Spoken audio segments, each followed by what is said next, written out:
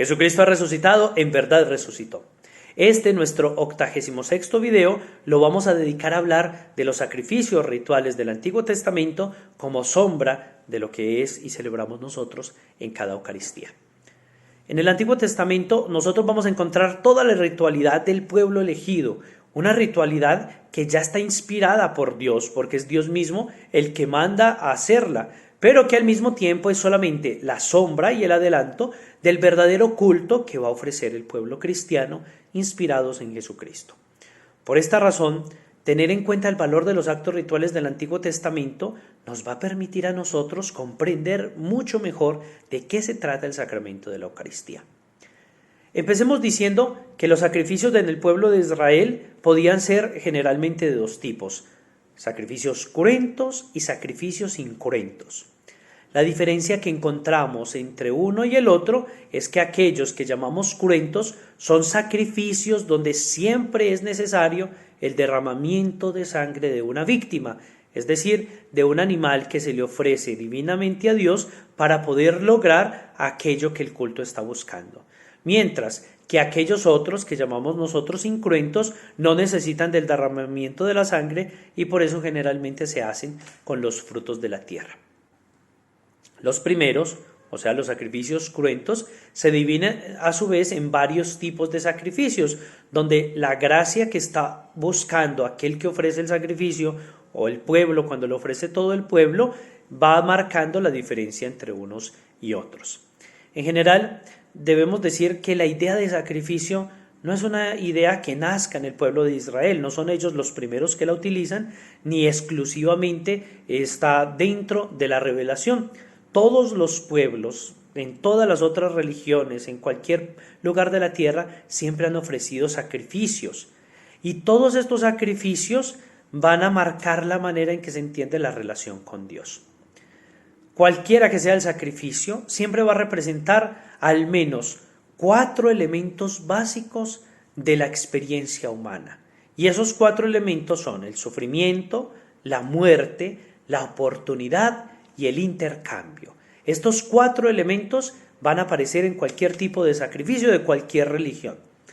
¿Por qué hablamos de ellos? El sufrimiento y la muerte como experiencias negativas, que es algo que siempre viven los seres humanos, encarnan uno de los desafíos más grandes que tienen que enfrentar. Sin embargo, ante la experiencia cercana de la muerte, aquella persona que puede sobrevivir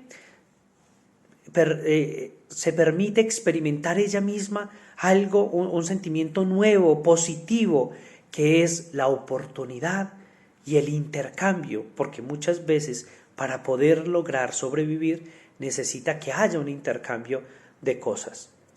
Esos mismos sentimientos, los que tienen todos los seres humanos, se van ritualizando para unir todos los significados que tiene el ofrecer una víctima.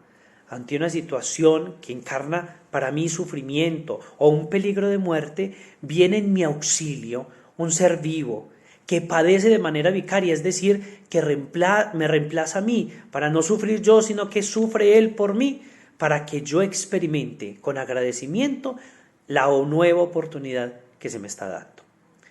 Este significado, si lo unimos a la intención de establecer un diálogo con Dios mediante el sacrificio, genera el culto que nosotros encontramos en la Sagrada Escritura. En otras palabras, Dios y el hombre se encuentran en el sacrificio para que el hombre sienta a través del dolor de la víctima lo que merecía por su conducta, pero que Dios acepta en esas criaturas que Él mismo le entregó para que Él gobernara la posibilidad de reparar su pecado sin tener que perder su vida. En el pueblo de Israel hay 3 tipos de sacrificios cruentos que van a iluminar de manera frontal el sacrificio de Cristo, que no es otra cosa que el sacrificio de la Eucaristía. El primero de ellos es el holocausto. Allí la víctima se quema totalmente en el fuego, se consume delante del Señor para significar que todo le pertenece a Dios, que Él es el dueño de toda vida y de que de Él viene toda gracia. Es la muestra más grande que puede tener el hombre para mostrar la sumisión hacia Dios. Se convierte en un acto de adoración. El segundo tipo de sacrificio es el sacrificio de expiación. Los sacrificios de expiación generalmente eran de 2 tipos, uno por el pecado y otro por la culpa, es decir, uno para recibir la absolución y otro para reparar en justicia el mal que se había hecho. Este sacrificio tiene como punto central que la sangre de la víctima se utiliza como un testimonio para decir que ya se ha pagado por la culpa delante de la muerte de esa hostia sacrificial. Y por eso es que generalmente se asperja a las personas con la sangre de esta víctima. Lo que queremos significar con él es que queremos decir que aunque merecíamos la muerte, nos han reemplazado vicariamente para aquel destino cruel a través de esta víctima, para que yo goce de una nueva oportunidad. El último de los sacrificios que nos ilumina a nosotros mucho es el sacrificio de comunión. Es un sacrificio donde la mitad de la víctima se quema en el fuego y la otra se consume por aquellos que están ofreciendo el sacrificio. Es algo así como sentarse a la mesa con Dios para compartir con Él la vida y el destino, según lo habíamos dicho ya con el significado simbólico del banquete. Dentro de ellos hay uno que es muy especial, que es el de acción de gracias, que es la forma del sacrificio de comunión, donde me siento en el banquete sobre todo para agradecerle a Dios por algo que yo ya he visto en primera persona de salvación que viene de su parte. Junto a estos sacrificios, entonces también estaban los sacrificios de los alimentos y de los perfumes, incluidos el del aceite, la harina, el incienso, que se juntaban para ofrecérselos a Dios. De todos ellos hay dos ritos que son muy significativos. Uno es la oblación mecida y elevada, que se realiza especialmente con el trigo delante del Señor, y aunque también algunas veces se hacía con algunas partes de la víctima.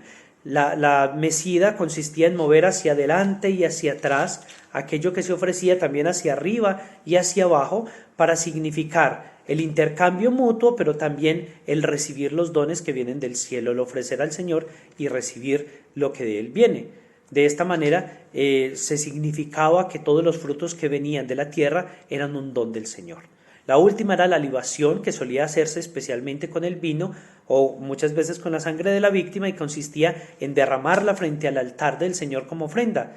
Lo que a los ojos de los demás puede ser un desperdicio, para el fiel es una muestra del deseo de compartir con Dios aquello que para él es más preciado.